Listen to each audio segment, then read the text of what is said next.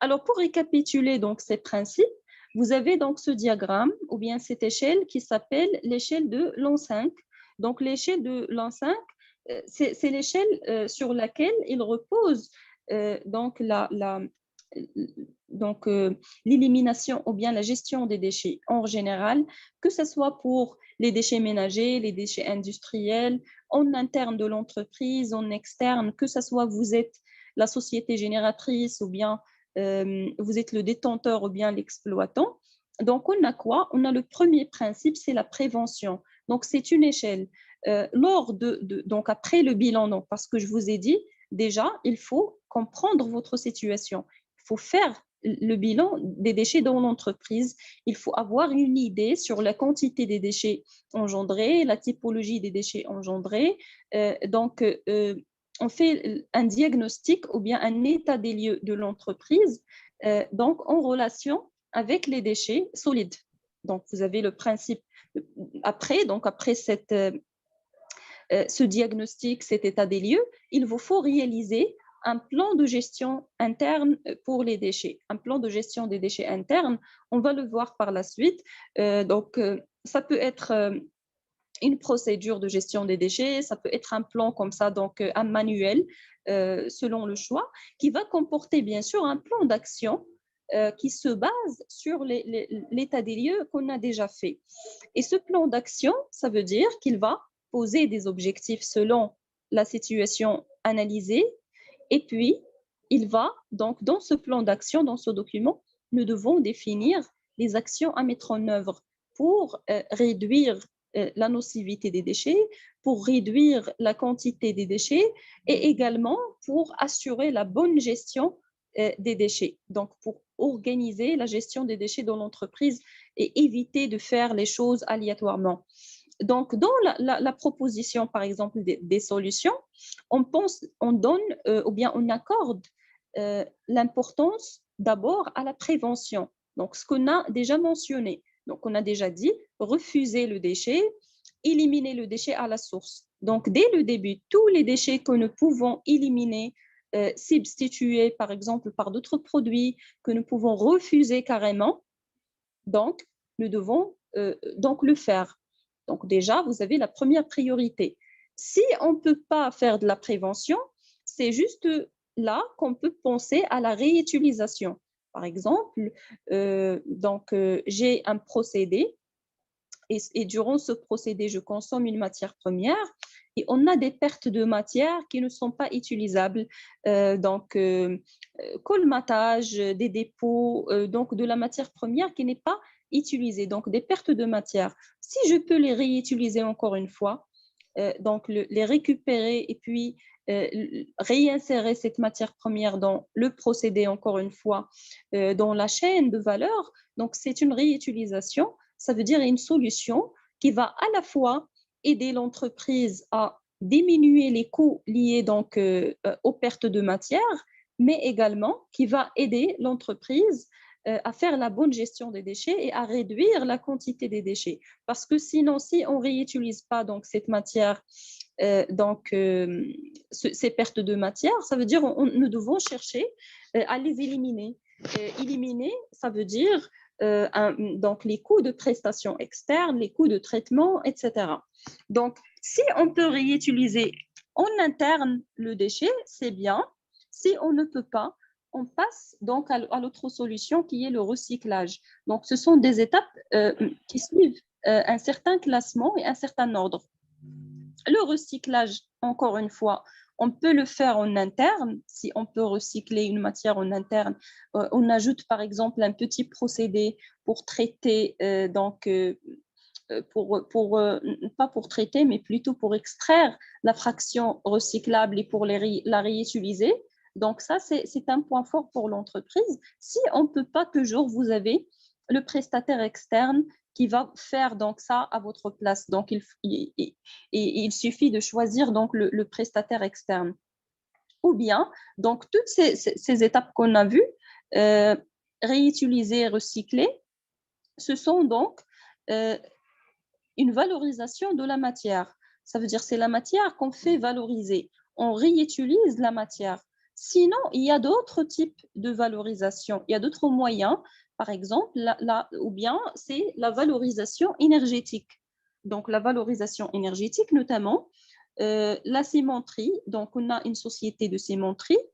Il a des déchets solides, mais cette société, elle a donc un four de combustion pour faire la cuisson du calcaire pour produire du ciment. Alors, les déchets, on peut les introduire comme étant une source d'énergie pour faire fonctionner le four. On va mélanger avec d'autres combustibles, etc. Et donc, les déchets, ils peuvent être utilisés comme source d'énergie. Donc, on valorise les déchets comme source d'énergie. Par exemple, donc on va voir quelques méthodes de valorisation énergétique des déchets, surtout les déchets qui sont organiques. Donc, les déchets organiques, ils représentent un moyen pour faire extraire donc, ou bien pour générer donc, de l'énergie thermique ou bien de l'énergie électrique. Donc, il y a des installations qui sont spécialement dédiées à l'exploitation donc, des déchets solides pour faire l'extraction de l'énergie ou bien pour produire de l'énergie. Donc ça, bien sûr, on peut choisir une installation qui peut faire donc cette valorisation énergétique des déchets. Et c'est juste vers la fin, si on ne peut pas prévenir, si on ne peut pas réutiliser, pas de moyens pour recycler, pas de moyens pour valoriser, on pense à l'élimination des déchets. Par exemple, il n'y a pas de prestataire externe pour un type bien spécial de déchets, pour faire le traitement d'un type ou bien le recyclage d'un type bien spécial des déchets. Ça dépend des pays. Donc, il y a des pays qui sont très développés côté donc, recyclage, gestion des déchets. Donc, il y a des entreprises pour faire ça. Parfois, on ne peut pas trouver donc, le bon prestataire. On pense à choisir une installation d'élimination à travers une décharge contrôlée, à travers l'incinération, etc. Donc là, donc, c'est l'échelle de l'N5 que nous pouvons donc utiliser pour avoir de l'inspiration afin de choisir les bons prestataires ou bien les bonnes pratiques pour éliminer et se débarrasser des déchets. Maintenant, on va passer donc à l'axe de la réglementation et le cadre juridique. Donc, généralement, le domaine de l'environnement, il est toujours lié à la contrainte réglementaire. Ça veut dire qu'il vous faut toujours une surveillance, une veille sur la réglementation parce que les entreprises, même si par exemple on n'a pas l'ambition de faire l'ISO 14001, on ne cherche pas donc à être conforme à certains référentiels dans le domaine de l'environnement, mais on est obligé de respecter quelques dispositions législatives et quelques règles et normes préconisées par la loi. Donc ça, c'est pour l'environnement en général. Et quand on dit l'environnement, donc, on pense directement au rejet ou bien aux déchets. Donc, les déchets solides également. Donc, pour chaque pays, il y a donc un arsenal juridique qui traite ce côté-là et qui va tracer les lignes rouges à ne pas dépasser. Donc, la première chose déjà pour faire une bonne gestion des déchets, c'est d'être conforme à la réglementation et de satisfaire les exigences réglementaires. Alors, moi, je vais vous donner donc l'exemple du Maroc, mais bien sûr, on va donc essayer de lier ça et de généraliser ça. Donc, la première loi à chercher dans ce domaine, c'est que est-ce qu'il existe, par exemple, donc une loi qui traite le côté environnement en général. Vous avez la loi cadre. Donc, il faut déjà chercher la loi cadre qui traite le volet environnement dans votre pays. Et bien sûr, dans cette loi, c'est obligatoire ou bien c'est nécessaire de trouver des articles qui traitent le côté gestion des déchets solides parce que ça fait partie donc des axes les plus importants quand on aborde la question environnementale dans un pays. Alors, par exemple, ici au Maroc, nous avons la charte nationale pour l'environnement et le développement durable. Donc, vous avez les pays en général, ils signent des conventions internationales, donc ils conformément donc aux engagements au niveau international, les pays donc élaborent des chartes ou bien des lois qui vont ou bien pour satisfaire et pour respecter les engagements au niveau international. Donc, on est amené à chercher donc quelle est la loi cadre qui réglemente le domaine de l'environnement et de chercher donc les axes donc, qui parlent et qui traitent la question de la gestion des déchets. Parce qu'en fin de compte, la gestion des déchets,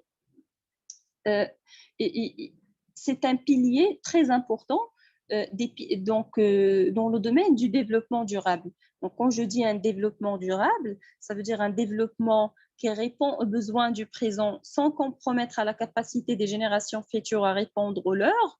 Donc, donc ça, c'est général, mais la bonne gestion des déchets, ça entre dans cette philosophie de développement durable. Donc, durant la gestion en interne et en externe des déchets, il faut penser à la question écologique, bien sûr.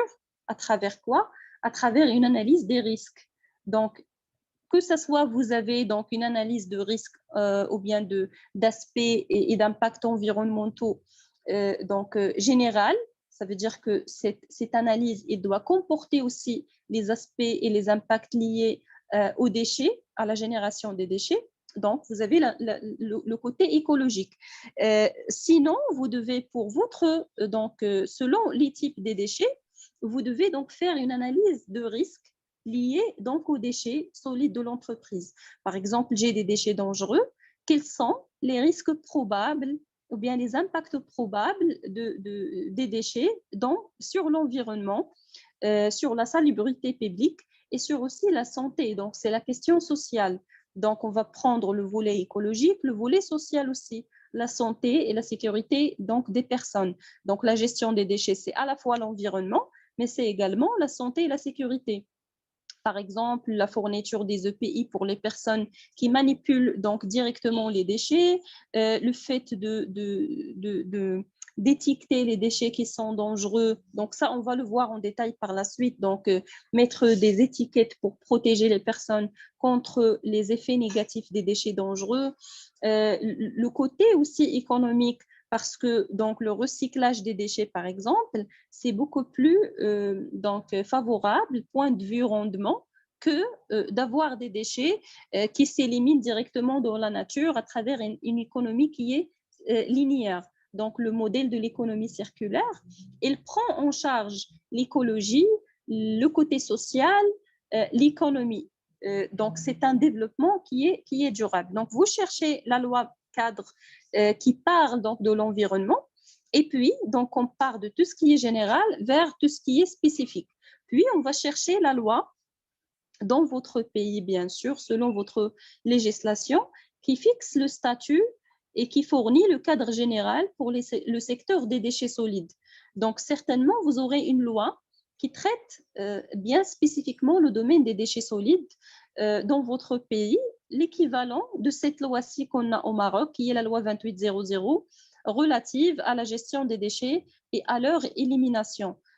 Donc, vous avez certainement une loi dans votre pays qui va définir les différents types de déchets solides, donc le côté typologie, qui va définir les spécifications du mode de gestion des déchets solides. Donc, en général, la gestion des déchets dangereux, comment ça se fait, donc quelles sont les procédures et les règlements législatifs à respecter pour faire la bonne gestion. Par exemple, une société agréée, par exemple, dans le transport des déchets, donc c'est un détenteur.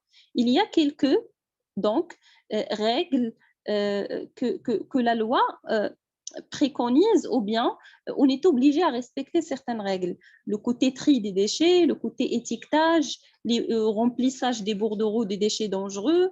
Vous cherchez donc la loi équivalente pour être toujours conforme à la réglementation. Nous, on va voir ces règles en général par la suite, mais toujours, il est bien il vaut mieux garder donc, les textes de loi chez vous et bien sûr faire à chaque fois l'actualisation. Donc, actualiser votre veille réglementaire sur le côté gestion des déchets.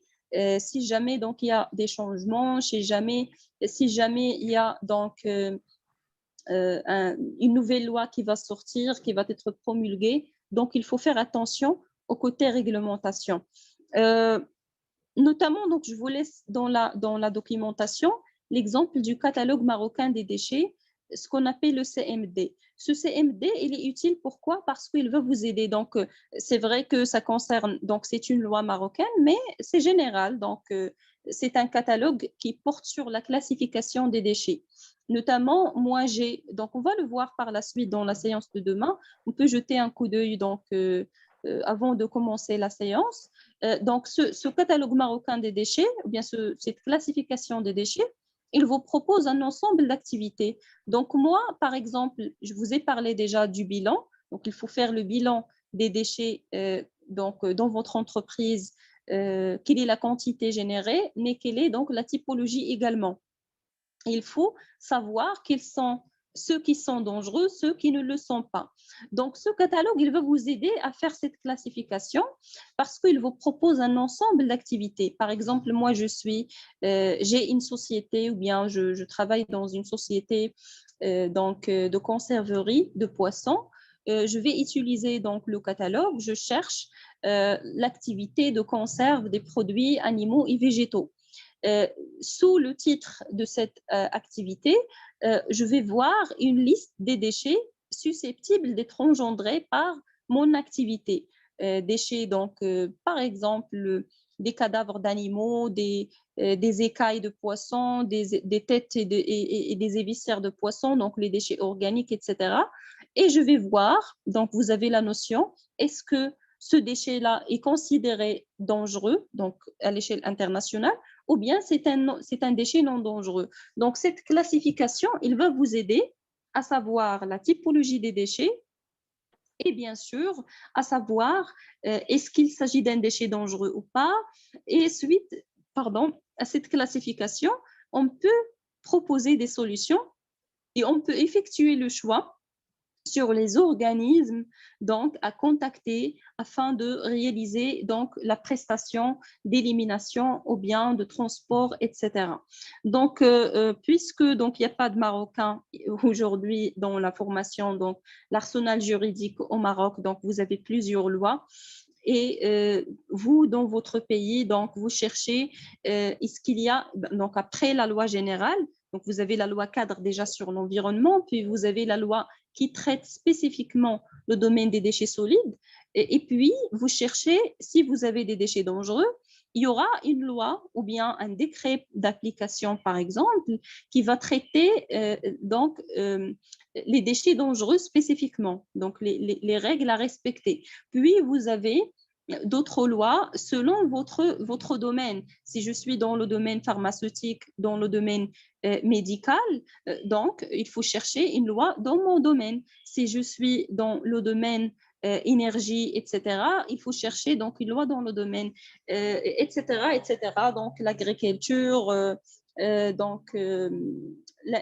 industries chimiques. Donc, l'idée, c'est que déjà, vous faites, donc la première étape pour la bonne gestion, vous faites le bilan des déchets dans votre entreprise, puis il faut chercher donc les textes de loi qui tracent les limites à ne pas dépasser pour le domaine de gestion des déchets, les règles à respecter dans votre pays pour déjà garantir donc la conformité réglementaire.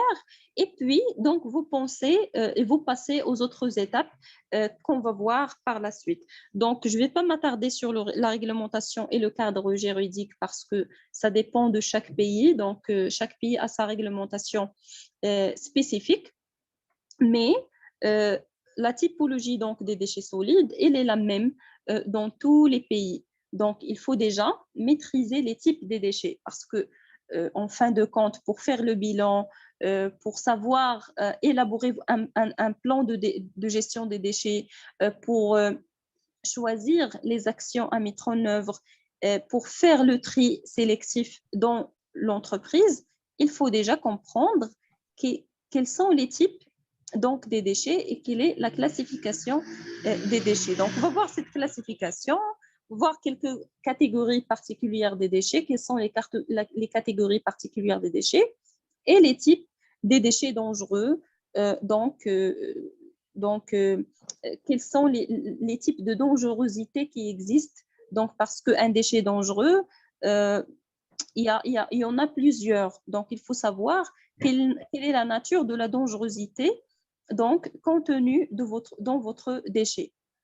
Alors déjà, les critères de classification. Donc, les déchets, ils sont classés à l'échelle mondiale, bien sûr. Donc, ce sont des critères qui sont généraux. Donc, ils sont classés soit selon leur origine, je parle notamment d'un déchet qui est ménager, tout ce qui est déchets solides issus des activités des ménages, les déchets industriels, donc ce sont les déchets qui nous concernent, nous. Donc, selon leur origine, bien sûr, on peut classer les déchets. Est-ce qu'il s'agit d'un déchet pharmaceutique ou bien médical? Là, c'est pour les laboratoires, notamment des analyses pour les hôpitaux, les cliniques, etc. Ou bien des déchets qui sont agricoles, donc le domaine de l'agriculture, des déchets verts, etc. Donc là, c'est selon l'origine. Ou bien on peut classer les déchets selon le caractère. Donc, selon le caractère, ça veut dire est-ce qu'ils sont des déchets qui sont dangereux? Donc, ça, c'est les critères qui nous intéressent, nous, comme étant une société génératrice qui génère les déchets. Donc, il faut savoir est-ce qu'ils sont des déchets dangereux? Est-ce qu'ils sont des déchets non dangereux? Est-ce qu'ils sont des déchets, par exemple, inertes? Quand je dis un déchet inerte, il est non dangereux, mais même les déchets non dangereux, ils sont des types. Un déchet inerte, c'est un déchet qui n'entre pas en interaction avec la nature. Par exemple, les déchets de la construction, les déblais, les remblais, également les stériles, des activités minières.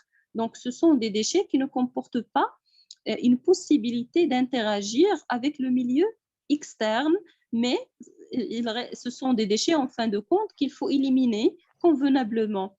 Et vous avez les déchets ultimes, par exemple. Les déchets ultimes, ce sont les déchets, les résidus des traitements. Donc, quand on va traiter un déchet ou bien valoriser un déchet, ça veut dire on va passer par un procédé et ce procédé, lui aussi, il a encore des déchets. Ça veut dire il va générer des restes, donc des résidus. Ces résidus, on ne peut plus les utiliser. C'est un résidu qui est ultime, qui n'accepte aucune autre sorte de traitement. Donc, ces déchets ultimes, nous devons les éliminer tout simplement. Donc, vous avez là, selon le caractère des déchets, nous, ce qui nous intéresse plutôt, ce sont les trois types premiers, les déchets dangereux, non dangereux, et les déchets inertes. Par exemple, si on fait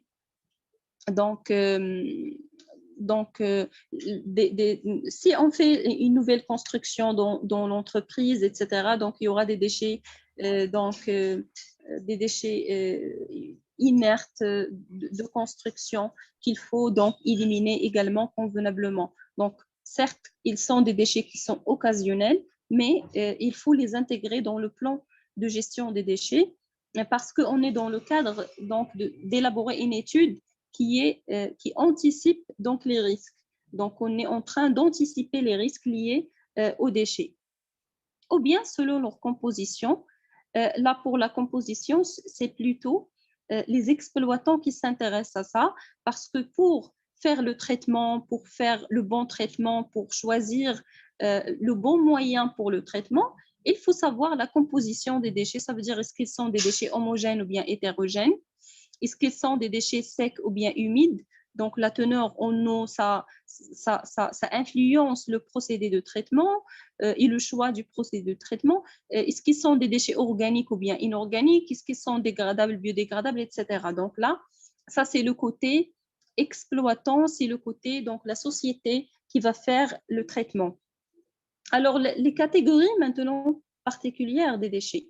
Donc là, quand je dis un déchet, par exemple, industriel, donc c'est un type de déchet qui peut être, selon son caractère, que ce soit dangereux ou non dangereux, inerte ou bien ultime, qui peut être homogène ou hétérogène. Donc, vous avez chaque type de déchet, il peut donc aussi être catégorisé de nouveau selon les autres critères. Nous, pour les déchets industriels, on a donc des catégories.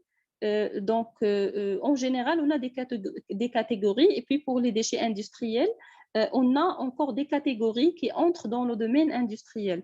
Déjà, vous avez donc les catégories générales selon donc l'origine. Vous avez des déchets qui sont ménagers, des déchets issus des activités des ménages. Vous avez les déchets assimilés aux déchets ménagers. Ça veut dire dans l'entreprise, on peut avoir quelques déchets qui sont assimilés aux déchets ménagers. Ça veut dire leur composition, leur nature, leurs caractéristiques, ils sont similaires aux déchets ménagers. Donc, tout déchet provenant des activités économiques, commerciales ou artisanales, qui, par leur nature, leur composition et leurs caractéristiques, sont similaires donc aux déchets ménagers. Donc, par exemple, les déchets de restauration, les déchets de la cantine. Donc, les déchets ménagers, ils se caractérisent par quoi? Par leur composition organique. Donc, on trouve, par exemple, des restes d'animaux, on trouve des restes d'animaux, ce n'est pas des restes d'animaux que je veux dire, donc des restes d'aliments. Donc, les restes d'aliments, on trouve par exemple des épléchures des légumes, des fruits, etc. Donc, les déchets issus de l'activité de l'entreprise, par exemple, les restes des aliments dans la cantine, dans les poubelles, dans l'entreprise des tri sélectifs, etc., ils sont assimilés aux déchets ménagers.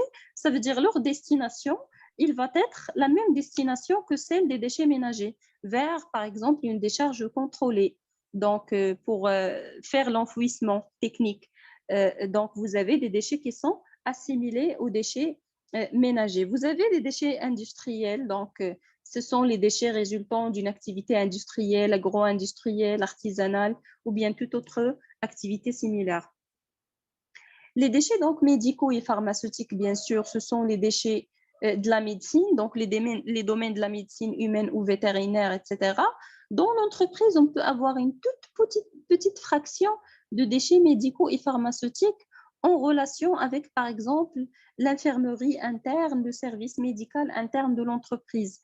Des coutons imbibés d'alcool, on peut avoir quelques déchets pharmaceutiques qui ne sont pas assez importants côté quantité et côté aussi dangerosité. Donc, par exemple, si vous êtes dans le domaine déjà pharmaceutique, notamment une société pharmaceutique, quand je dis pharmaceutique, ça veut dire il y a des déchets chimiques, donc vous avez d'autres règles internes à respecter en ce qui concerne l'élimination, en ce qui concerne le tri, etc. Donc, si vous êtes dans le domaine pharmaceutique, donc je reviens vers le côté réglementaire, vous avez donc une loi, une réglementation interne qui est homogène avec votre domaine et qu'il faut consulter parce que on peut avoir donc des normes à ne pas dépasser ou bien des règles de l'art à respecter pour faire le traitement des déchets ménagers, des déchets pharmaceutiques, pour faire la gestion des déchets pharmaceutiques. Sinon, si vous êtes une industrie, donc dans le domaine industriel, donc on ne peut pas avoir donc une grande quantité, on ne peut pas accorder de l'importance aux déchets ménagers pharmaceutiques parce que la fraction, elle reste très petite. C'est vrai que dans l'entreprise, normalement, vous avez des kits premiers secours et vous avez des médicaments, le minimum dont il faut disposer. Parfois, on peut dépasser, par exemple, on peut pas, donc on n'a pas utilisé ce médicament, donc il a resté là donc pendant un certain temps, il a devenu périmé, donc il faut l'éliminer, mais ça reste donc des quantités qui sont très très minimes, donc pas la peine de casser la tête avec ça. Et les déchets agricoles, donc tout déchet organique généré directement par les activités agricoles ou bien les activités d'élevage et de jardinage. Donc aussi l'entreprise, quand on va avoir par exemple un jardin, tout déchet vert qui réside ou bien qui résulte de l'activité de jardinage, ça aussi, c'est un déchet qu'il faut éliminer convenablement. Donc, ce sont des déchets verts, ça veut dire ils ne doivent pas être mélangés avec les autres types de déchets. Ils sont destinés, par exemple, vers les déchetteries, les déchetteries qui sont spécialement dédiées pour ce type de déchets. Donc, aussi, les déchets de jardinage, il faut penser à comment les faire éliminer convenablement en assurant donc leur traitement et leur élimination convenablement. Les déchets inertes, donc, ce sont les déchets, comme j'ai dit tout à l'heure, qui ne produisent pas de réaction physique ou chimique. Donc, ils n'entrent pas en interaction avec l'environnement, notamment les déchets d'exploitation, de l'exploitation des carrières. Donc, ce sont des déchets en fin de compte. Les comblements, les débris, les fracas, les métaux, les cartons, etc. Donc, il y a une fraction qui est recyclable, il y a une fraction qui est que nous ne pouvons pas utiliser, mais qu'il faut éliminer parce que, comme vous voyez sur la photo, il y a le côté impact sur la qualité du paysage. Donc, vous avez le paysage qui est gâché, le côté esthétique des choses, donc il n'est pas respecté. Donc, l'environnement, c'est aussi le respect de la qualité du paysage. Donc, aussi les comblements, les débris, les fracas, etc., ce sont des déchets. Certes, ils n'entrent pas en interaction avec l'environnement, mais ils doivent être éliminés convenablement. Les déchets inertes également, on trouve les déchets provenant de l'exploitation des mines, donc une activité minière. On les appelle, donc ces déchets des activités des mines, on les appelle les stériles. Les stériles parce qu'ils n'entrent pas en interaction avec l'environnement, donc ce sont les matériaux géologiques trop pauvres pour qu'ils soient exploités. Donc ce sont des matériaux géologiques en fin de compte qu'on a extraits d'après la nature, mais ils sont très pauvres pour qu'ils soient exploités. Donc, ils n'ont aucune valeur en fin de compte. Il faut penser à les éliminer. Et vous avez ces stériles parmi donc, les moyens qu'on utilise pour les réintégrer dans le paysage naturel.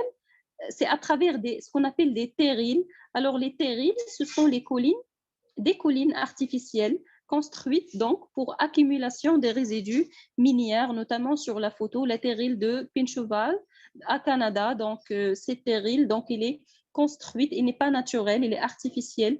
C'est une colline artificielle construite à partir des stériles ou bien des résidus inertes de l'exploitation minière. On trouve également donc les déchets de construction, de rénovation, etc. Donc, ce sont des déchets qui sont inertes. Alors, on peut dire que ce sont les déchets qui ne produisent pas de réaction physique ou chimique, tels les déchets donc d'exploitation, etc. Mais donc, la condition, c'est qu'ils ne sont pas constitués ou bien contaminés par des substances dangereuses ou par des éléments générateurs de nuisances. Ça, c'est une règle qui est générale. Dès qu'un déchet qui n'est pas dangereux est contaminé par une substance dangereuse, c'est un déchet qui est dangereux. Alors, vous constatez que le tri sélectif, il est important durant le stockage et durant le transport, etc. Donc, si je suis dans l'entreprise, j'ai des déchets qui sont dangereux, il faut donc les traiter ou bien les séparer d'autres types de déchets. Sinon, ils vont être mélangés. Bien sûr, les frais de traitement et de prestation de services pour les déchets dangereux, ils sont plus élevés que pour les déchets qui ne sont pas dangereux.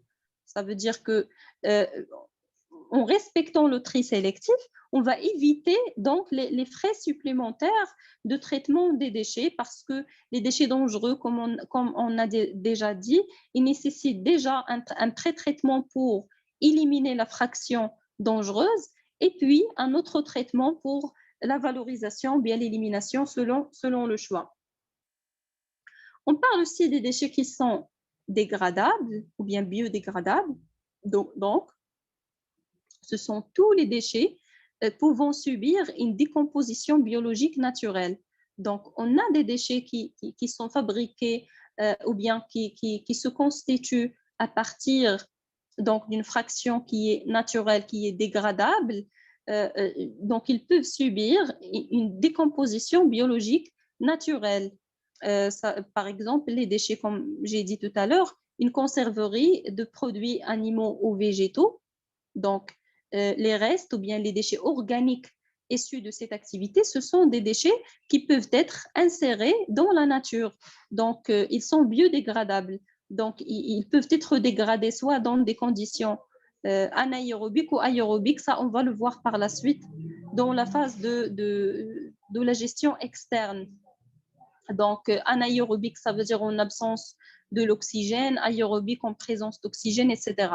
Donc, les déchets alimentaires, par exemple, les déchets de jardinage, papier, carton, bien sûr, le papier et le carton, qui ne comportent pas une fraction du plastique, ainsi que donc, les cadavres d'animaux, etc. Alors, c'est un processus qui est normalement naturel. Alors, les entreprises, par exemple, agroalimentaires, les entreprises qui font les conserveries de poissons, etc., les déchets engendrés par cette activité, les déchets industriels de cette activité, ce sont des déchets qui sont biodégradables, qui peuvent être intégrés dans la nature parce que c'est un processus naturel. Mais ce qui pose le problème, c'est leur quantité. Parce que si la quantité elle est petite, on va la laisser dans la nature, elle va se dégrader convenablement, comme pour les cadavres d'animaux dans la nature et les aliments donc, qui restent dans la nature. Mais c'est la quantité qui pose le problème. Quand je vais donc jeter dans la nature une très grande quantité de déchets, même s'ils sont biodégradables, donc là, je vais causer la catastrophe pour la qualité du sol, la qualité de l'air, les nuisances olfactives, la qualité de l'eau si je contamine une ressource en eau. Donc, là aussi, il vous faut appliquer les principes de prévention, de précaution et de pollueur-payeur. Alors, les déchets maintenant ultimes, donc les déchets ultimes, je les ai déjà donc définis, tout résidu résultant de déchets traités ou ceux qui ne sont pas traités selon les conditions techniques et économiques actuelles. Ça veut dire que vous avez un procédé, que ce soit une activité d'agriculture, une entreprise industrielle, artisanale ou commerciale, un établissement, par exemple, de soins, les ménages, le secteur BTP, etc. Donc, vous avez ce qu'on appelle un gisement de déchets. Donc, ce gisement de déchets, il sera collecté, donc c'est la gestion en externe, il sera traité, donc ces déchets, ils seront traités. On va donc tirer une fraction de sous-produits qui peuvent être réinsérés dans les processus industriels, etc. Mais il restera donc des résidus de traitement qu'on peut encore traiter encore une deuxième fois, mais dans un certain temps, il ne reste que des déchets ultimes, donc on ne peut plus tirer profit. Par exemple, dans l'incinération des déchets, donc dans les incinérateurs, je fais l'incinération des déchets, il reste donc les cendres, les mâches-fer, donc la quantité calcinée ou bien la fraction calcinée des déchets carbonisés qui n'est plus réutilisable. Donc là, on ne peut plus faire un autre traitement pour tirer profit, mais il faut penser à l'élimination. Même l'élimination, ça peut être un point positif. Par exemple, les résidus de l'incinération, on les utilise comme des techniques routières pour fabriquer des quais et pour faire la réhabilitation des anciennes décharges contrôlées. Donc, on est toujours dans la vision de l'économie qui est circulaire. Maintenant, les déchets dangereux. Donc, les déchets dangereux, ce sont donc tout ce que nous venons de voir. Donc, ces catégories que nous venons de voir, les déchets biodégradables, etc., ils peuvent être non dangereux, ils peuvent être dangereux. Donc, ça dépend encore une fois de leur nature, ou bien de la pollution qu'ils engendrent. Est-ce qu'ils sont souillés? Est-ce qu'ils sont contaminés par d'autres substances, etc.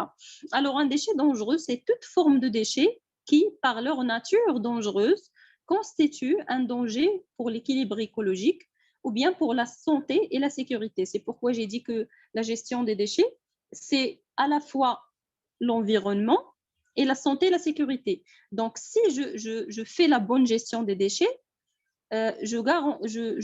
donc j'ai un point de plus pour opter, par exemple, pour une démarche ISO 14001, système de management de l'environnement, mais aussi pour la santé et la sécurité. Donc, c'est un élément important. Par exemple, pour obtenir la 45001, etc. Donc, pour établir votre système de gestion de déchets, de votre plan de gestion de déchets, vous prenez en considération à la fois le côté protection de l'environnement et le côté protection de la santé à travers des EPI, etc.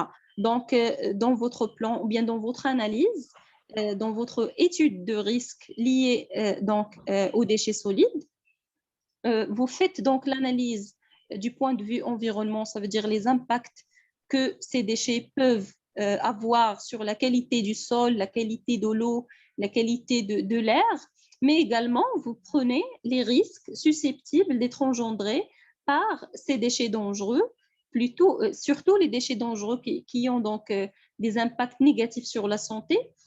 Donc, notamment, est-ce qu'ils vont causer des irritations, est-ce qu'ils vont causer des lésions oculaires, est-ce qu'ils vont causer donc des problèmes au niveau respiratoire. Donc, il faut aussi étudier le côté donc effet sur la santé humaine. Alors, on a dit que les déchets dangereux, ils sont dangereux selon leur nature dangereuse. Donc, les déchets dangereux aussi, on peut les classer. Donc, dans votre bilan, il ne suffit pas de savoir que c'est un déchet dangereux, mais vous mettez le trait sous la nature de la dangerosité. Ça veut dire, est-ce que c'est un déchet toxique? Est-ce qu'il est radioactif? Est-ce qu'il est explosif, inflammable?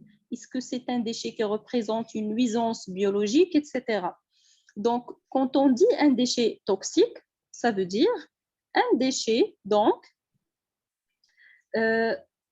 toxique, c'est un déchet qui peut s'avérer soit nuisible à la santé d'un être vivant, ça veut dire qu'il peut causer la mort, il peut causer des blessures, des maladies. Donc, ce sont donc des déchets nuisibles à la santé de l'homme. Ce sont aussi des déchets qui peuvent contaminer l'eau, le sol ou bien l'atmosphère. Donc, ce sont des déchets qui représentent une nuisance pour l'environnement. Ils sont généralement de nature chimique. Donc, les déchets toxiques, ils sont généralement de nature chimique. On parle aussi des déchets qui sont qualifiés comme étant écotoxiques. Donc, ça veut dire qu'ils causent des équilibres, donc qu'ils causent des déséquilibres plutôt. Donc, c'est déséquilibres aux écosystèmes. Donc, ils peuvent impacter d'une manière qui est grave, que ce soit à court, à moyen ou bien à long terme, à travers des effets directs et indirects, l'environnement et la santé humaine. Donc, un déchet qui est écotoxique, donc, à des doses il peut ne pas être réputé toxique pour l'homme. Donc, ça veut dire qu'il ne va pas impacter la santé de l'homme. Donc, une dose qui est par exemple petite, il ne va pas impacter négativement la santé de l'homme, mais il peut impacter l'équilibre écologique.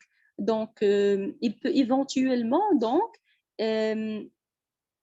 entrer en synergie avec d'autres composés de l'environnement, entrer en interaction avec d'autres composés de l'environnement. Donc, ça va causer donc, des déséquilibres pour les écosystèmes. Donc, ils sont généralement de nature chimique. Mais comment savoir ça, donc le déchet? Comment savoir est-ce qu'il est toxique? Déjà, est-ce qu'il comporte donc, une fraction chimique, donc une matière chimique qui est dangereuse? Comment savoir est-ce qu'il va comporter une substance chimique dangereuse? Tout simplement, ça dépend des consommables ou bien ça dépend de la matière première. Si dans l'entreprise, on manipule de la matière chimique, on consomme de la matière chimique, automatiquement, dans les traces des déchets, les pertes de matière, on va trouver des traces de ce produit chimique. Par exemple, on peut avoir donc des restes, même donc ce produit chimique-là, on peut avoir donc des produits chimiques qui sont périmés. Donc, c'est une matière première ou bien auxiliaire qu'on consomme, mais quand est-ce qu'il va devenir périmé, c'est un déchet. On peut parler des récipients contaminés par les substances toxiques. Un récipient, donc on a consommé la matière, on a utilisé la matière, mais le récipient, il est contaminé. Donc, c'est un déchet qui est dangereux, qui est toxique, qu'il faut éliminer convenablement.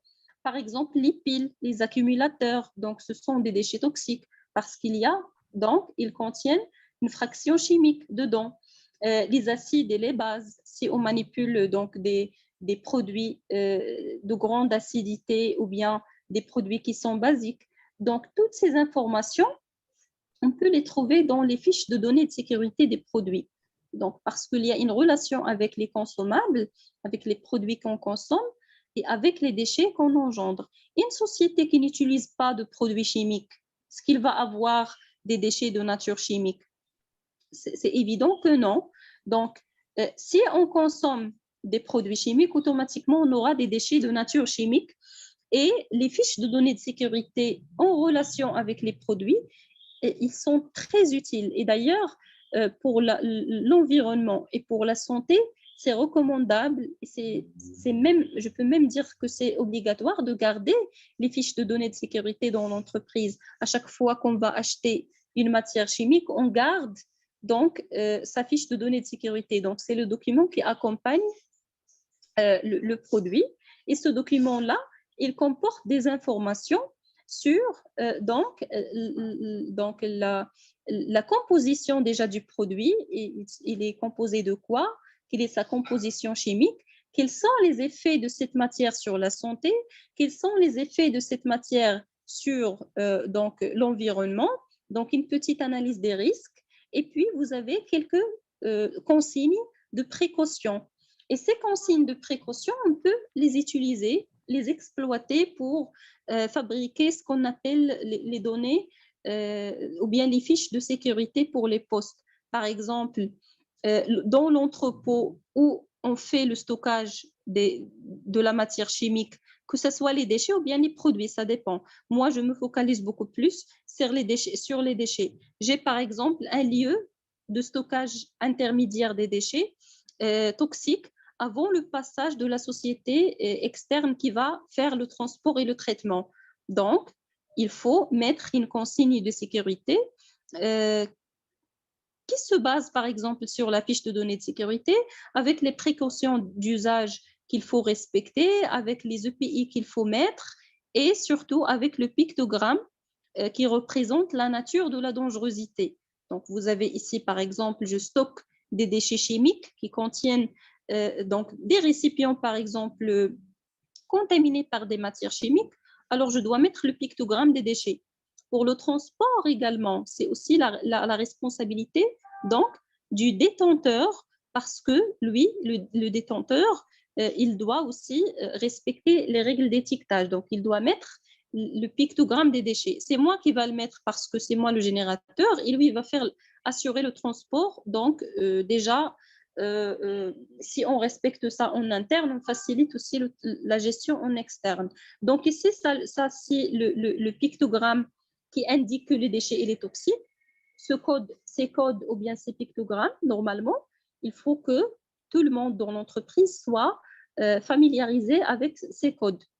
Par exemple, ou bien la bonne gestion des déchets, il ne repose pas juste sur le tri, sur tout ce qui est technique, mais c'est aussi le côté formation et sensibilisation surtout, parce que c'est la santé de l'homme qui se met en danger. Donc, j'ai des déchets chimiques.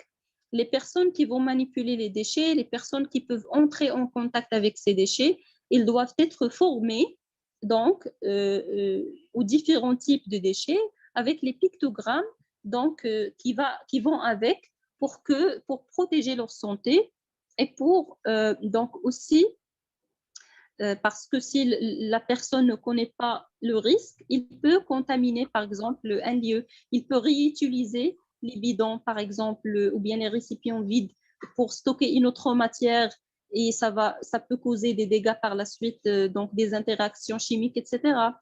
Il peut rejeter ça dans la nature, donc il peut nuire à l'environnement.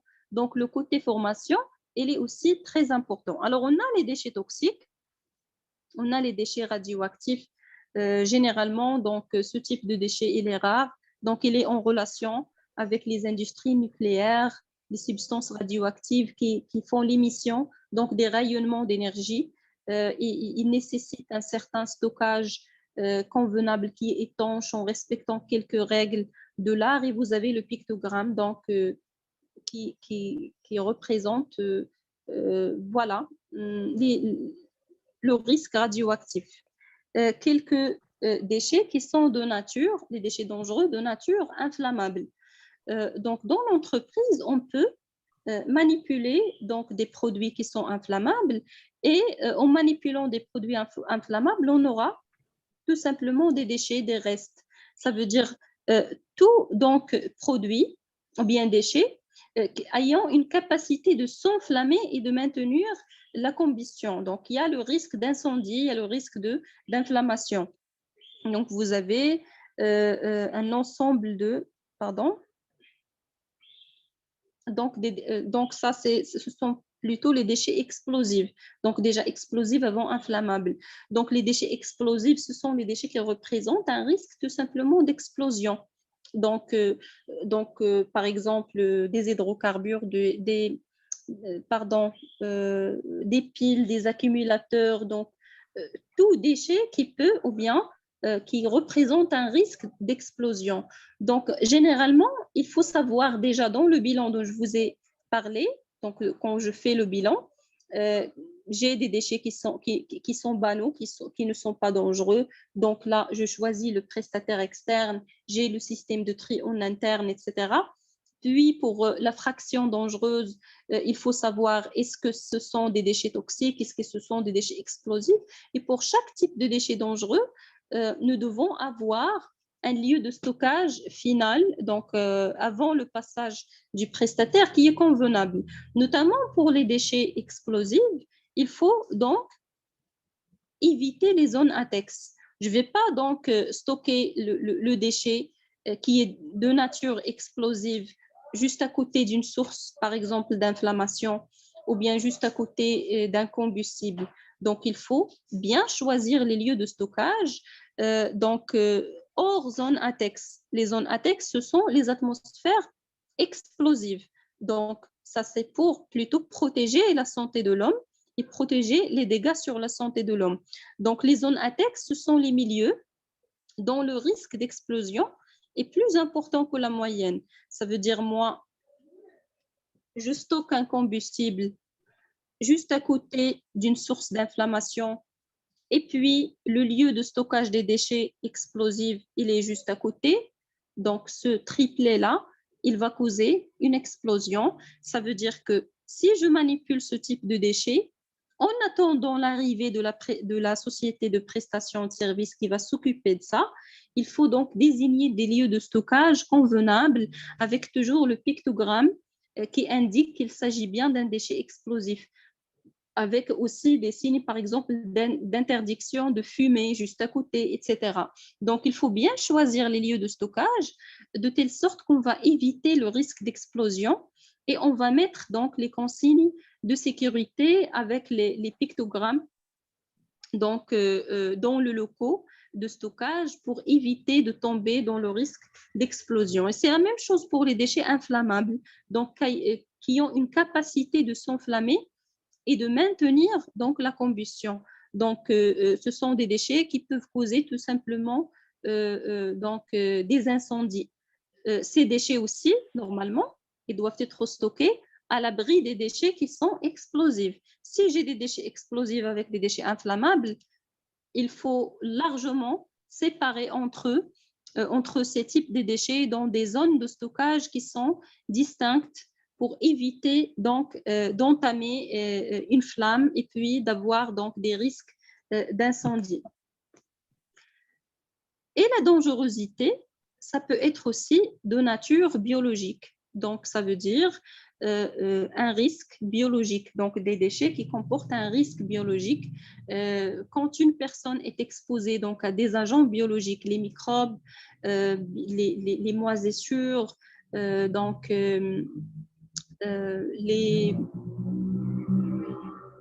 les restes d'aliments, d'animaux plutôt, si j'ai une conserverie, j'ai donc des déchets organiques. Les déchets organiques, ils ont tendance à se fermenter et vous avez le développement. Donc, quand je dis fermentation, ça veut dire qu'il y a des microbes, il y a des micro-organismes donc, qui peuvent causer des infections, des allergies, des intoxications. Alors, on pense directement aux déchets d'activité de soins, par exemple. Donc, les déchets d'activité de soins à risque infectieux. On pense aussi aux déchets de laboratoire biologique ou bien aux déchets des essais donc, de laboratoire. Donc, ce sont tout simplement les déchets qui comportent une fraction biologique. Et ça, c'est une autre question parce que pour les gens qui travaillent dans le domaine médical ou bien pharmaceutique, il y a donc, si on veut parler de ça, donc on va entamer une autre ou bien un autre module de formation. Donc, ce sont d'autres informations en relation avec cette activité. Mais l'essentiel, c'est que les déchets biologiques, ils ne sont pas toujours dangereux déjà. Donc, il y a une fraction qui est non dangereuse, par exemple les déchets de premiers soins à domicile ou bien pas à domicile, donc par exemple les infirmeries des entreprises, donc les pansements, les cotons imbibés d'alcool. Donc ce sont des activités ou bien des déchets qui ne sont pas dangereux. Les épléchures de légumes et de fruits pour le côté restauration, etc. Les excréments d'animaux. Donc tout ça, ce sont des déchets biologiques, mais ils ne sont pas dangereux. Les déchets qui sont dangereux, ce sont les déchets qui contiennent des agents pathogènes et qui représentent un risque de contamination. Donc, ça, c'est la classification des déchets solides. Tous les types de déchets que vous pouvez rencontrer avec toutes les natures de dangerosité que vous pouvez rencontrer, notamment pour le pictogramme pour les déchets donc, biologiques. C'est celui-là, parce qu'on a parlé tout à l'heure donc, donc, chaque type de dangerosité, vous avez un pictogramme convenable que vous devez mettre donc, pour signaler le type de la dangerosité, notamment dans un laboratoire. Vous voyez, donc ça c'est un sachet pour assurer donc, le tri des déchets avec le pictogramme, etc. Et ils mettent donc les déchets dans un stérilisateur pour donc éliminer ou bien pour détruire la pollution biologique, la pollution microbienne, etc. Donc ça, c'est le domaine donc, pharmaceutique et le domaine des soins médicaux, etc.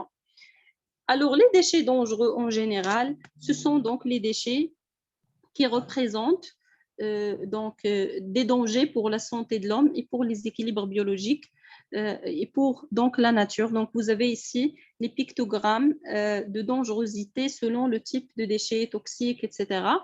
Et vous voyez, donc, il y a des déchets qui polluent l'environnement, donc automatiquement, c'est un déchet dangereux. Il y a des déchets donc, inflammables, comme j'ai dit. Il y a des déchets qui sont corrosifs, qui sont explosifs, qui sont inflammables. Alors, les pictogrammes des déchets, il faut donc les mettre obligatoirement pour respecter ou bien pour assurer la protection de l'homme et la protection de l'environnement. Alors ça, ce sont donc les types des déchets, la classification des déchets, et ça c'est très important parce que dans le bilan, je répète, il faut faire donc la quantification des déchets selon leur nature et selon leur type de dangerosité. Alors on passe maintenant à la gestion interne des déchets solides. Maintenant, on va imaginer que nous sommes la société génératrice des déchets. Nous sommes donc la société qui génère une quantité des déchets. Alors, on va voir déjà donc, les coûts en relation avec la gestion des déchets. Donc, on ne va pas donc, parler largement sur le côté coût, mais on va juste voir quels sont donc les frais liés donc aux déchets, à la gestion des déchets. Puis, les bonnes pratiques de gestion des déchets. Donc, dans l'entreprise, vous avez le tri sélectif des déchets. On va voir donc une procédure donc, de tri sélectif, un exemple de procédure de tri sélectif. Le plan de gestion interne des déchets, donc comment réaliser votre plan interne de gestion de déchets. On va prendre le cas des déchets de maintenance pour appliquer un petit peu. Et puis, on va voir la traçabilité des déchets. On va mettre l'accent sur le bordereau de suivi des déchets et le registre interne des déchets. Ce sont donc des moyens donc pour assurer la bonne gestion en interne avant que les déchets vont quitter donc l'entreprise. Alors, les frais maintenant, bien locaux. Pourquoi donc l'entreprise va accorder beaucoup plus d'importance pour donc le traitement des déchets solides? Bien sûr, c'est pour protéger l'environnement, pour protéger la santé, pour opter pour des démarches d'acquisition des certificats ISO, par exemple, mais plutôt c'est aussi pour les frais. Donc, parce que les déchets, c'est un coût. Donc, vous avez notamment les frais de manutention et de transport déjà. Donc, si on a une grande quantité des déchets, ça veut dire qu'on va dépenser beaucoup plus sur le côté manutention, sur le côté transport. Donc, que ce soit au niveau du personnel donc, qui va s'occuper de ça, le temps qu'on va gaspiller, les carburants qu'on va consommer, la société qui va faire le transport, bien sûr, c'est selon la quantité qui va transporter. Donc, vous avez des frais, bien des coûts qui sont cachés, qui sont généralement non estimés. Donc, c'est comme une sorte d'iceberg. Donc, vous avez le côté qui est visible, mais vous avez des coûts qui sont cachés, qui ne sont pas visibles. Vous avez les frais, par exemple, du terrain occupé par le déchet. Donc, dans l'entreprise, nous avons un terrain qu'on peut exploiter pour d'autres activités alors qu'on fait le stockage des déchets. Alors, si on arrive à minimiser donc le terrain qui est occupé par les déchets, on peut l'exploiter pour autre chose et ça engendre aussi des coûts. Ce n'est pas juste en interne, même en externe, même par exemple sur le plan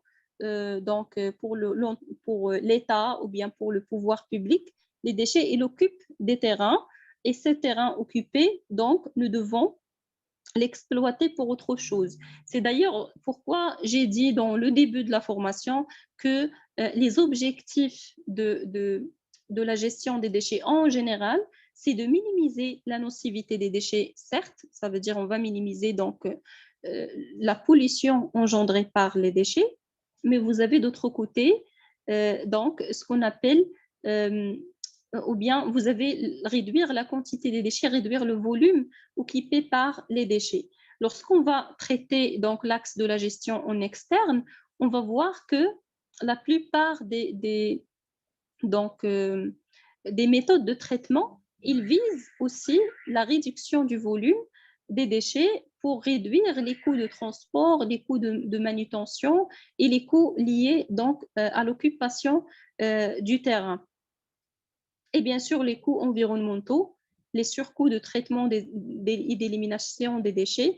Ça, c'est le principe dont on a parlé l'autre fois, le pollueur-payeur. Ça veut dire l'entreprise, il va engendrer beaucoup plus de déchets. Ça veut dire les coûts liés au traitement et à l'élimination, ils vont aussi accroître. Donc, c'est proportionnel. Et vous avez donc dans le guide des déchets industriels, donc un livre qui s'appelle Guide des déchets industriels, vous avez donc une copie dans le kit documentaire que je vais vous communiquer par la suite. Donc, on estime que les coûts de la gestion des déchets sont de l'ordre de 10 000 jusqu'à 40 000 dirhams marocains par tonne. Donc, vous avez une quantité ou bien un investissement qui est énorme et qui est important. Donc, les coûts de la gestion, plutôt, ce sont les coûts de la non-gestion des déchets. Parce que si on va, généralement, on a toujours des mesures de prévention et des mesures de correction. Donc, si on va investir beaucoup plus dans les mesures donc de prévention, on va économiser les coûts des mesures de correction et c'est beaucoup plus rentable que de laisser donc, les risques donc, jusqu'à la phase de la correction. Ça veut dire en investissant dans la prévention, c'est beaucoup mieux qu'investir dans la correction. Ça, c'est pour tous les domaines. C'est le domaine de l'environnement, donc en général, le domaine de gestion des déchets, de la santé de l'homme, etc. De la qualité également, si on fait de la prévention, c'est beaucoup mieux que d'investir vers donc, les coûts de correction. Donc, c'est pourquoi il faut accorder beaucoup plus d'importance à la gestion interne des déchets. Alors, quelles sont ces bonnes pratiques de gestion dans l'entreprise en interne? Le premier principe, c'est le tri sélectif des déchets, tout simplement. Donc, par exemple, je suis dans une démarche ISO 14001. Le premier impact, bien aspect que j'ai constaté, c'est que j'ai une énorme quantité de déchets. Est-ce que je vais directement penser ou bien chercher à comment réduire la quantité? Donc déjà, il me faut voir est-ce que je fais le bon tri, parce que le tri, ça va m'aider par la suite à faire la bonne élimination et le bon traitement. Donc il faut, donc ce n'est pas abordable, bien, on ne peut pas éviter le tri sélectif des déchets dans l'entreprise si on cherche à faire la bonne gestion. Donc, il faut trier déjà au début les déchets banals et dangereux pour réduire la contamination. Donc, je fais le bilan interne et je commence à établir un système de tri en ce qui concerne les déchets banaux, donc le papier, le plastique, les métaux, etc. Donc, chaque type dans une poubelle consacrée. Et puis, les déchets dangereux, ils doivent être stockés dans d'autres conditions, dans des récipients, bien des bennes, qui sont étanches pour éviter les fuites, pour éviter la contamination de l'extérieur, etc. Puis, il faut trier les déchets non dangereux selon leur nature. Donc, adopter donc un système de tri des déchets de code de couleur, par exemple.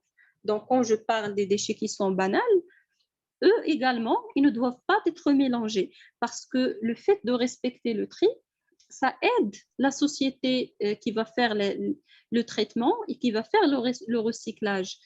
Vous avez notamment le code universel des couleurs, donc pour les poubelles. Donc, vous avez le vert, c'est pour le verre et les boîtes de conserve notamment. Le jaune, c'est le plastique, donc tout ce qui est emballage, bouteilles d'eau, etc. Le bleu, c'est le papier, les journaux, le carton. Et le marron, ou bien le rouge, ce sont les déchets non recyclables, notamment les restes d'aliments. Si je mange une pomme dans l'entreprise, je vais mettre donc le déchet dans cette poubelle qui est rouge ou bien qui est marron. On utilise également donc, la poubelle rouge ou bien marron pour désigner, plutôt la rouge pour désigner les déchets qui sont dangereux. Parce qu'il y a des déchets ici qui sont banaux. Généralement, c'est le processus administration, direction, etc. Mais vous avez pour le hall de production, par exemple, on ne va pas mettre des petites poubelles comme celle-ci, on va mettre des bennes. Et pour les déchets industriels qui sont dangereux, on va mettre des bennes en rouge pour accepter donc toutes sortes de déchets qui sont dangereuses selon, encore une fois, leur nature. Donc, on ne va pas mélanger entre les déchets toxiques, les déchets explosifs, les déchets, etc. Donc, il faut toujours séparer les déchets. Donc, la première chose à faire quand on est dans une entreprise et on va commencer donc la gestion des déchets, c'est de constater. Donc, ce n'est pas la première chose, parce que la première chose, c'est de faire le bilan déjà. Donc, réaliser le bilan, puis en parallèle avec le bilan, réaliser le cadre législatif dont j'ai parlé tout à l'heure pour tracer donc, quelles sont les limites à ne pas dépasser, etc., les exigences réglementaires. Et puis, donc, la première mesure ou bien l'action qu'on peut prendre après la compréhension donc, de la situation en général, c'est de remarquer est-ce que l'entreprise respecte le tri sélectif ou pas. S'il ne respecte pas le tri sélectif, donc c'est une piste de progrès, c'est un moyen donc d'améliorer les performances de l'entreprise et c'est le minimum des choses à faire dans l'entreprise. Alors, un exemple pour l'importance du tri sélectif. Imaginons donc qu'on a des déchets industriels spéciaux, ça veut dire donc souillés ou bien dangereux, etc. Et que le coût de la destruction de ce type de déchets et d'élimination de ce type de déchets, c'est 400 par exemple euros par tonne, ou bien $, ou bien dirhams, ça dépend. Donc c'est juste un exemple. Puis vous avez pour les déchets donc banaux, donc les déchets, le papier, le plastique, le coût c'est de 84 donc par tonne. Donc là, on voit qu'il y a déjà une différence qui est importante parce que ça, c'est un exemple qui est un peu réel. Donc, il est basé sur des frais ou bien des prix qui sont, des tarifs qui sont réels. Vous avez donc, par exemple, pour notre entreprise, on fait donc la production de 20 mètres cubes donc de déchets, y compris 1,9 tonne de déchets banaux, plus 0,1 tonne de déchets industriels qui sont souillés. Ça veut dire au total, on a 2 tonnes de déchets industriels banaux dans une benne de 20 mètres cubes. Donc, le coût de destruction, ça sera quoi? 2 fois 400 par tonne. Pourquoi 2 fois 400? Parce qu'on a mélangé entre les déchets banaux et les déchets souillés. Automatiquement, tout ça, ça va devenir un déchet qui est dangereux. Donc, dès qu'on va mélanger, ça veut dire on va les considérer comme étant des déchets contaminés. Donc, pas la peine de poser la question est-ce qu'ils sont atteints ou pas. Donc, dès qu'on mélange, ce sont des déchets qui sont contaminés. Donc, vous avez les frais en général de la destruction, ça sera 800 euros. Donc, dans le cas lorsqu'on ne respecte pas le tri sélectif. Et puis, on va imaginer qu'on va mettre dans un récipient donc de 20 mètres cubes toujours 1,9 tonnes de déchets banaux, donc le papier, le carton, le plastique, séparés bien sûr, mais pour les déchets qui sont donc dangereux, on va les mettre donc dans d'autres récipients séparés selon donc leur nature. Et on va calculer le coût. Donc vous avez pour les déchets souillés, on va calculer pour le tarif des déchets souillés.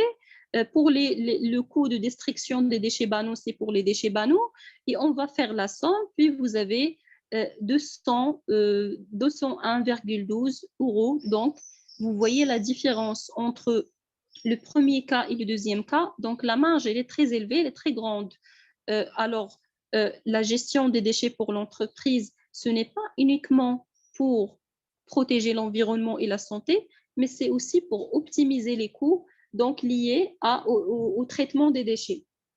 Et il est connu, donc, selon l'expertise, donc, les personnes experts dans nos domaines, donc il est connu que les bonnes pratiques permettent de réduire. Donc ça, c'est une information incluse dans le guide industriel, le guide des déchets industriels. Donc vous avez, il est connu que les bonnes pratiques permettent de réduire jusqu'à 20 à 20% des problèmes liés donc à la gestion des déchets pour un temps de retour sur investissement qui est quasiment immédiat. Ça veut dire, je vais bien sûr pour faire la bonne gestion, pour respecter le tri sélectif, il faut investir une somme d'argent. Il faut investir de l'argent. Donc, pour faire l'acquisition des poubelles, pour former le personnel, etc. Donc, il faut investir. Mais le temps de retour sur investissement, il est quasiment immédiat. Ça veut dire on peut donc récupérer la somme qu'on a investie rapidement. Voyons la différence entre les deux cas. Donc, vous comprenez comment ça se passe. Alors, le tri sélectif en entreprise, on a dit, il commence par quoi? Il commence par trier les déchets banaux et des déchets dangereux pour éviter les contaminations. Trier les déchets non dangereux selon leur nature. Est-ce qu'il s'agit du plastique, donc une poubelle, une poubelle jaune? Est-ce qu'il s'agit du verre, une poubelle verte? Est-ce qu'il s'agit du papier et du carton, une poubelle bleue. Et puis, pour les déchets également dangereux, il nécessite une séparation. Donc, il faut séparer les déchets lors de leur stockage avant toute autre opération pour également réduire la contamination. Par exemple, ici, vous avez pour cette entreprise un lieu bien destiné donc, pour stocker les déchets dangereux et les déchets plutôt les déchets de la production. Donc, ce ne sont pas les petites poubelles dans l'administration, dans les locaux administrateurs, mais c'est dans le hall de production. Donc, on désigne un lieu, une zone de stockage. On va mettre donc des bennes dans lesquelles on met donc des déchets selon le code de couleur et selon la nature aussi de la dangerosité. Il ne faut pas stocker les déchets explosifs avec les déchets inflammables, avec les déchets toxiques, etc. Et lors de l'opération de dépôt et de stockage, il faut prévoir l'étanchéité, donc des bacs de rétention pour délimiter les pertes et confiner l'exhibition des déchets. Ça veut dire que je ne vais pas stocker moi les déchets dans un lieu, dans des bennes sans couvercle, donc il n'y a pas de couvercle et l'étanchéité n'est pas garantie. Ça veut dire qu'il faut stocker les déchets à l'abri des intempéries. Donc, pas d'eau de pluie qui va s'infiltrer, pas d'eau de ruissellement. Si j'ai de l'eau qui s'infiltre à travers les déchets, ça veut dire que ça va causer le développement donc d'une fermentation. On aura une lixiviation des déchets.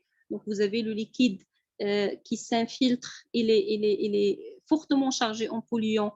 Il va faire le lessivage des déchets, il va transporter la charge polluante. Si jamais on a une fuite, il va contaminer le sol, contaminer l'eau, contaminer l'homme qui va entrer en contact. Donc, ça veut dire il faut donc prévoir l'étanchéité, avoir si jamais on va stocker donc les déchets dans des lieux qui ne sont pas donc internes, donc dans un milieu externe à l'entreprise. Donc, il faut avoir des couvercles pour qu'ils soient stockés à l'abri donc des intempéries, etc. Donc, ça aussi, ce sont des bonnes pratiques pour réaliser un tri sélectif qui est, bien sûr, réussi.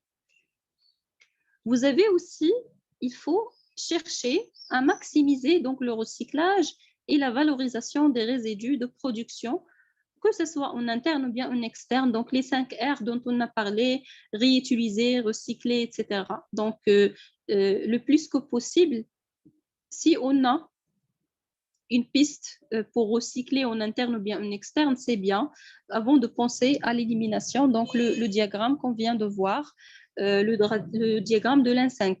Donc, il faut compléter tout ça avec une sensibilisation donc, du personnel sur les opérations du plan de gestion des déchets. Ça veut dire le code en couleur, les personnes, ils doivent être formées à l'importance, déjà à la compréhension du code couleur, puis à l'importance du respect du tri sélectif. Les gens, ils doivent comprendre pourquoi il y a un système de tri. Il faut sensibiliser aussi le personnel à l'importance par exemple, de porter des EPI lors de la manipulation de tout ce qui est déchets dangereux, donc lors de la manutention, donc des opérations de stockage, etc. Donc, par exemple, on aura une procédure interne, une petite formation pour former le personnel, etc. Donc, ce sont des règles à respecter pour réussir votre système de tri sélectif. Alors, normalement, on va voir une procédure de gestion des déchets par le tri sélectif. Je la laisse jusqu'à on va donc poursuivre un petit peu pour terminer déjà les bonnes pratiques et on va voir par la suite donc l'exemple de la procédure parce que c'est à travers la procédure ou bien le plan de gestion, donc ça dépend de votre choix, c'est à travers ce document-là qu'on va définir donc les règles à respecter ou bien on va assurer donc toutes ces bonnes pratiques dont on a parlé. Donc, c'est à travers une procédure qui va être respectée généralisé sur toutes les activités de l'entreprise, sur tous les processus de l'entreprise. Et bien sûr, il doit être respecté à tous les niveaux. Le personnel il doit être informé donc à cette procédure et en faisant ou bien en respectant cette procédure, on va garantir donc l'application de ces bonnes pratiques. Alors, avant de voir cette procédure, quelques règles donc de gestion des déchets dangereux. Alors, c'est le premier principe, c'est limiter les déchets dangereux à la source. Si on peut substituer un produit qui est dangereux par un autre qui n'est pas dangereux, ça veut dire vers la phase donc, de la génération des déchets, on va délimiter la quantité des déchets dangereux qu'on va donc avoir. Et bien sûr, ne pas jeter les déchets dangereux n'importe où ou bien n'importe comment. Donc, il faut désigner des lieux spécifiques pour effectuer le stockage provisoire. Donc, ça, ce sont les règles qu'on a déjà mentionnées. Donc, vous avez des mesures de prévention et vous avez des mesures de gestion. Donc, tout ce qui est prévention, c'est la réduction à la source et la réutilisation. C'est aussi l'amélioration de la qualité des produits et le recyclage, amélioration de la qualité des produits parce que en travaillant sur le côté qualité, donc qualité du produit, on peut éliminer donc les restes ou bien les résidus. Par exemple, choisir une matière première de qualité, ça va réduire la quantité des impuretés.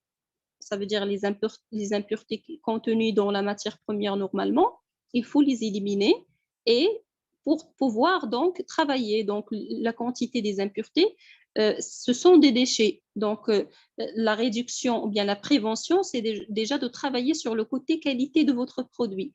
Le recyclage également, donc ce sont des pratiques de gestion. Le recyclage, la valorisation énergétique qu'on va voir par la suite, ou bien l'élimination finale.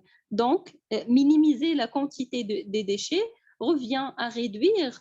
Donc, on va coupler entre des mesures de prévention et de mesures de gestion. Réduire à la source, réutiliser, on peut rajouter refuser le déchet, améliorer la qualité de votre produit et de vos processus également, parce qu'un procédé, par exemple, j'utilise des machines qui sont très vieilles, qui sont très anciennes, c'est normal qu'on va avoir beaucoup d'impact négatif sur l'environnement, y compris les déchets, par exemple, les déchets de maintenance. À chaque fois, on va faire la maintenance, une machine tombe en panne, on va faire donc la réparation, on va engendrer des déchets de maintenance, etc. Donc, le côté gestion des déchets, il est lié à la qualité de vos produits et de vos processus et la qualité de la matière consommée. Donc, voilà, on passe on a dit limiter les déchets, ne pas rejeter n'importe où, etc. Séparer durant le stockage selon la nature de la dangerosité. Laisser les déchets dans leur emballage d'origine. Par exemple, j'ai un récipient qui contient une matière dangereuse. J'ai consommé la matière dangereuse.